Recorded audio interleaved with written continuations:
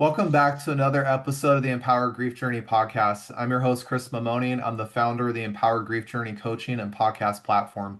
Today, we're going to be doing something a little different. We're going to be doing a mini podcast with one of our authors from the Empowered Grief Journey book that's coming out on Sunday, November 23rd.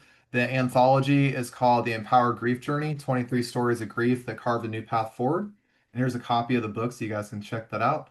And today, what we're doing is an author spotlight because I like to share the authors directly from themselves, telling you about their self, their story, so you can learn a little bit more about them before you get the book. Because I do feel that if you get to know the author a little bit more and you read that chapter, it's going to be a lot more impactful as you go through that. And so today, I have with us RJ Fisher. Her chapter is number 6 in the book. It's called The Day My Innocence Died. And this is going to be the front page of her chapter. And then if you guys give me a second, I'm going to take you to her author page on the back. And so you guys will see a picture of her biography. And then also there's a couple links down here if you want to connect with her. And so I always encourage you guys to do that. She's been an awesome guest on my podcast earlier this year with a very powerful story. But her healing journey is one of immense empowerment. And so I'm really excited for you guys to learn a little bit more from her today. So without further ado, RJ, welcome to the show. Hi. Hi. Thank you. Thank you for having me. Thank you for this project. It's super exciting. It's just gone on to higher levels than I expected for it to go. And it just has such a depth. I know I'm telling everybody, and I know like just I don't like everybody I talk to and everything that I post and stuff. I cannot get through any of the chapters in this book without tearing up. Like I can't. Like it's just so there's so much depth and there's so much. So it's super cool to be a part of this. And yeah, thanks. Well, I love that. That's exactly how I feel seeing this book in its final form, that there's so much heart and soul that got put into this book. And it really became something much, much bigger than I ever thought it was going to be. And it became very transformative on a deep level for people. And for you Yeah. guys listening, RJ's going to tell you a little bit about her story here in a second. But she's somebody on my podcast that I ran into very early on when I was just starting my podcast. And when you guys hear about her story and you hear her resiliency of healing and going through the trauma that she went through, and to know how she's handled things today and how she inspires other people, that's the depth and power inside this book and especially inside her chapter. And so, without that, RJ, I want to leave it up to you to share with us a little bit of background about yourself and tell us a little bit about your chapter. Yeah, so the chapter is the summary of my story, and that's it. I love the fact that it condensed it and it made it like so powerful. But so basically, I am a people person. I've always been a people person. I love people. As a child, I would just climb onto a stranger's lap. My mom was worried. She thought she thought I was gonna run off. Um, and I was just very, pure and innocent and naive and very trusting of people. But as I experienced life and relationships, I got into a relationship with a young man, and we had dated for a year, on and off, and he had a temper. There were red flags, but I was young. I didn't notice the red flags too much. And one day, he showed up at my house. We had broken up, and he had showed up at my house, and he wanted to talk. And I didn't think anything of it, and I invited him in, and we were just sitting and chatting. And I had to go to work, and I told him, "Hey, it's time for you to go." And he pulled out a can of mace and a knife, and he said, "You're not going anywhere," which just blew my mind because, like I said, I had an innocent mind, and I didn't think that anybody that I cared about, anybody that I loved, would do anything to hurt me. I had been through, people do things emotionally to you or say things to you that are hurtful, but I didn't think anybody would actually physically hurt me. So long story short, and you'll have to read the chapter to hear the whole story. But he held me hostage for 6 hours, and he had planned on killing me and killing himself. And then he had a bomb for the police.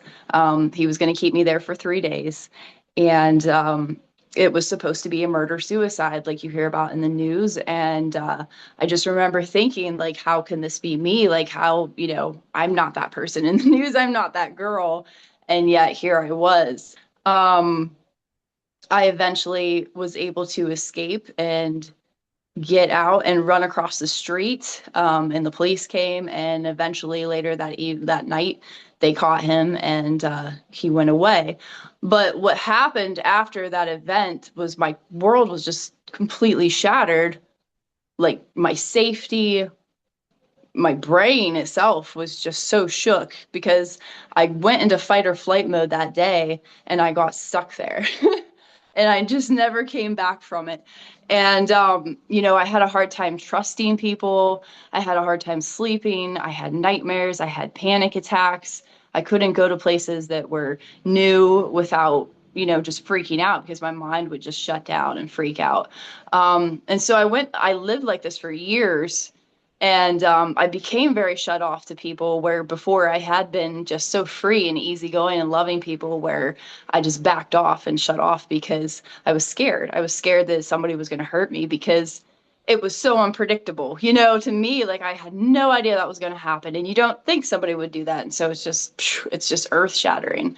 Um, so for me to recover from that, it took me years and years and years. But I eventually learned how to recognize my triggers. I learned how to know the things that would set me off. Like I said, going to a strange place or knowing if there's going to be a lot of stress in my life at the time, realizing that and giving myself space to rest, giving myself people that I could trust and I could talk to. Um, and it after about a year, it really culminated for me, and just I didn't want to live anymore. And it wasn't that I wanted to die, but I just wanted all the pain and all the fear to go away. And that's was kind of my breaking point where I realized that my emotions were calling the shots. Like my fear was calling the shots, and it had control of me, and I wanted that control back. And so, um, I set out on this journey to get the control back and to find the peace in my life and find peace in my mind and to be able to overcome that. I think that's very powerful what you just said there about our emotions taking over control and us wanting to take control back. I think that's such a powerful thing to share in grief because most of us don't go through an experience like you went through. Most of us, I remember when I met you, I kept thinking, how could something like this happen to you? This is the kind of thing I hear about on Dateline or TV somewhere. And Right. like I was like, how can this happen to somebody like you? I don't understand that. But to see that you've survived it, and let alone, I know you talked a lot on your podcast you did with me, and I'm going to refer you guys to that podcast because it's a lot of depth in it. But I know it's taken you a very, very long time. I think you said 10 to 13 years of a Yeah. lot of healing work. If I remember right. Yeah. Yeah, it took me it took me that long to be able to really talk about it, to share the story. And you were my very first podcast that I was ever spoke on. And I don't know if you remember, but I almost did not show up to your podcast. Like I was like, I don't know if I can do this and share this story. And now here we are. Like it's pretty cool. Yeah, that's what I think is such power in this book, power in this project is the fact that there's a lot of people like you and I that have gone through trauma in life, and it's not been easy to talk about because you hit on another big thing about your story, which is what I love in the book. Talk about safety being taken out of the picture when you are having your life in the hands of some crazy person that is willing to take your life away from you. Your whole world is just flipped upside down. It's like, what is safe at this point? Who is safe? And how can I feel that way? And it takes a lot of work for us to go through those emotions to even rediscover simple safety of things. And I mean, very basic safety. Yeah. That's very hard for a lot of people to find. And so I'm really inspired by you and your chapter, by the way, in very many ways, because I know there's a lot of talk in the guilt grief community and the trauma community about safety and safe people versus unsafe people and learning how to recognize the differences between that. And to your point, when you brought up, there were red flags you didn't see. I think all of us are in that situation at one point or another in grief, but you drew light to that in so many ways, not to say that you didn't know something, but to say, I know what to look for now. I know how to protect myself. I know what's safe and what's not. And it's okay, by the way, if I'm having a day where I don't feel okay, it's okay for that. But it's also okay to acknowledge that there's days I feel good. I just love that balance in your chapter. Yeah, thank you. So, RJ, tell me a little bit about this experience and the project gave you and what you took away from it. Because I know I was your first podcast and you did a phenomenal job, by the way. I just want to point that out. That was a very moving, Thanks. very impactful podcast. You guys need to go listen to it, by the way. But I just want to say, now you have written your own book too. I want to have you talk about that a little bit as well. Girl That Got Out. I love that. But tell us about the project. How else did that help you along your healing journey? So I think one fun thing about this project was summarizing it all into one chapter. I tend to be long-winded, and so trying to like condense it and make the bring out the theme and bring out the point of it, and just how, like I said, I lost my innocence and I lost who I was, um, and realizing, like recognizing that I was out of control, that I wasn't controlling my life, and to go into like purposely regaining that control back from grief and back from mourning myself to rediscovering myself and recreating myself. And so in creating this chapter, it made me realize just kind of like the life points that I've been on this journey. It just mapped it out for me. It made it very poignant to me that I am a new person, a stronger person, and that even though the past RJ was fun and loving and caring, now I'm wise and I'm loving and I'm caring, and I still love to have fun and I still love people, but I have wisdom now that I can impart to other people. And just seeing that come out through the chapter was cool. Like it was really neat to just see how I've come so far to be able to hand the baton off to people and like that was pretty neat. And also working with people, I'm a bit of a lone wolf. So um, being part of a group and seeing how everybody else has come through these incredible stories, these incredible, heartbreak, but incredible courage and overcoming, and you know, listening to other people's ideas and listening to their creativity, and all of us working through our emotions and how we're feeling as we're writing this. And, we're grieving and we're crying and we're healing all together. It's amazing for me to open up and to be a part of that because, like I said, I'd just been so shut off for so long. It's just a crazy opening experience to me. Well, I think that's really beautiful because I have talked to several people in the project, and the thing I learned from this is that we all, like you said, we all kind of reopened grief in certain ways. It was very unexpected in many ways from what I heard from people. But what also came out of it was a new level of healing, a new layer of healing, a Yeah. new recognition of certain parts of their grief journey or trauma they went through that never really got the attention it needed to way back when it actually happened. And it came to light today and allowed people to heal that part of themselves. And so Yeah. I'm so like proud or happy or whatever it is you want to label it that people had that experience of things because sometimes we don't hold space for that and it stays trapped within us. And um, your thing about safety is really stuck in my head, but when you can't feel safe, that's a scary Yeah. place to be, and emotions take over big time in that moment. And that's our brain trying to protect us and trying to Yeah. search potential things that could go wrong or might go wrong. And when we allow ourselves to take that one step towards healing. And I always say it doesn't need to be this huge step, just this little one back here. Start here Right. because that little Yeah. tiny step can be so huge in so many ways.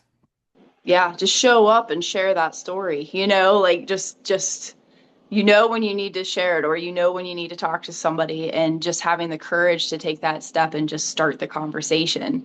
That could be all it would take, and then you just take off and you're like, wow, that wasn't so bad. That's okay. Well, I remember part of your podcast that you helped me heal in a lot of ways. I don't think I ever told you this after we recorded, but I remember when you told me that you work in a prison in some capacity. And Yeah. I remember the first part of my brain was like, you went through that experience, that trauma, and you're now working with incarcerated people inside a prison system with violent offenders and things like that. And I was just like, how do you have the courage for that? Was my first question that came in my head. And then I was like, is that hurting you or is that helping you a lot? And I remember you sharing that you did that in many ways to heal yourself and push yourself just a little bit on your healing journey. Yeah. I'd love for you to share a little bit about that. Yeah, I mean, it's just kind of it's a redemptive story that's come full circle, because I felt called to go into the prison system before that this event happened. And then, when it happened, I just kind of threw the idea away. Obviously, I was broken and healing, but then I just kept coming back to it. And I really think that it comes down to um, my desire to find answers to society, where we're broken in society, and how to fix it, how we can be better, how we can grow. Instead of being afraid and saying, oh, they're monsters, or they're just shutting them off. How about what went wrong, and how do we prevent that, and how do we stop things from happening before they happen? And in that, it just created that redemptive work for me, because I feel like I'm solving the problem of my past in that sense, and also just having conversations with them and finding out the why of what they did.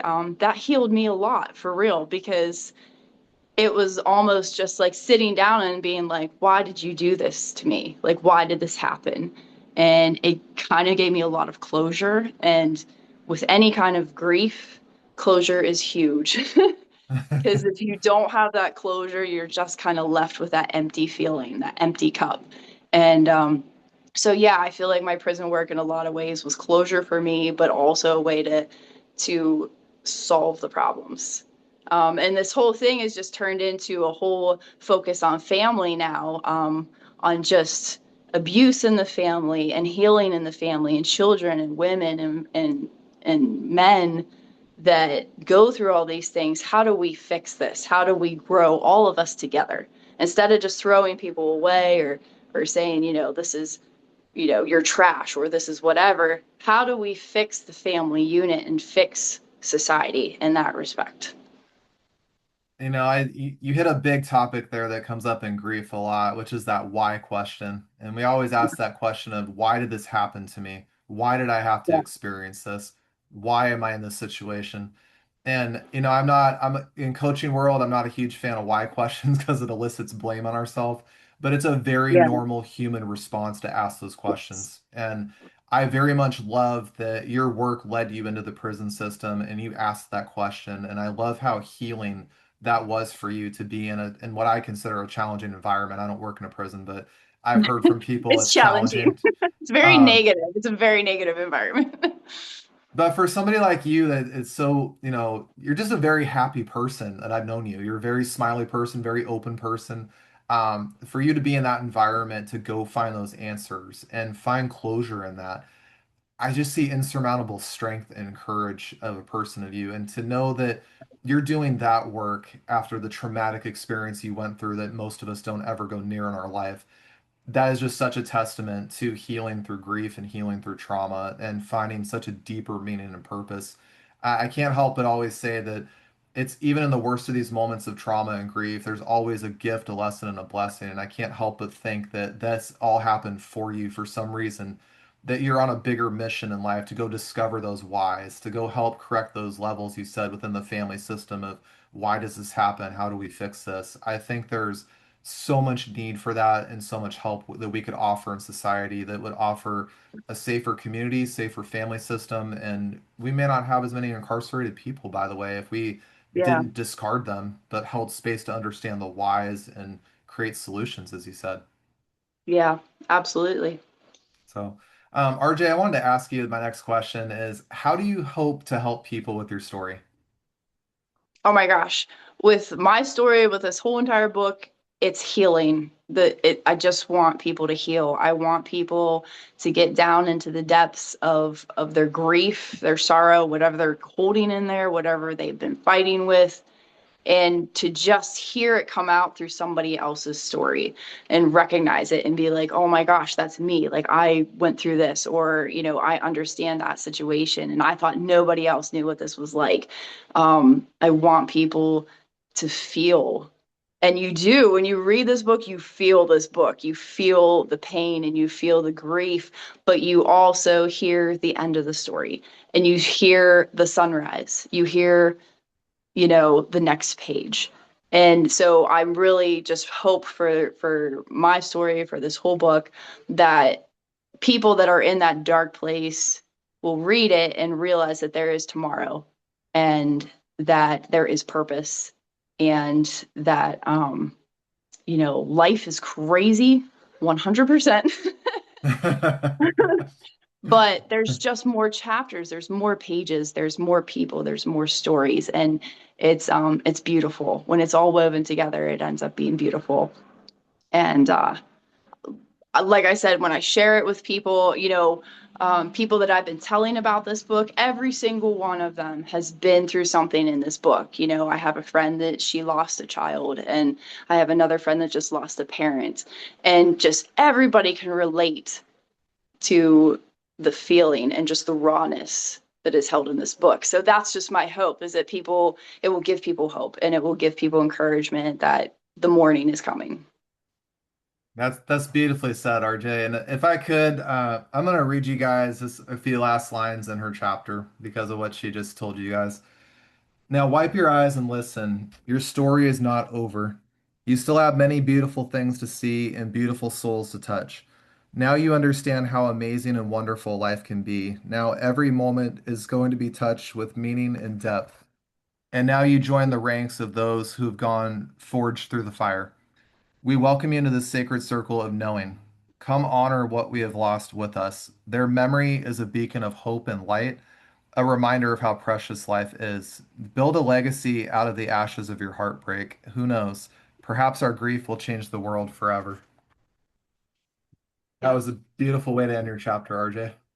I'm that's trying how to I hold back. feel. That's the Yeah. power of the book, guys. This book hits Yeah. you in a certain way, a very powerful way. And I just want to say I'm just very, very grateful, RJ, for you getting to meet you this year podcasting, but to have a summary chapter in this book of your story. And I have no doubt people that read it will become inspired to pick up again and start again. You've given the world a Awesome. big light. So. Awesome.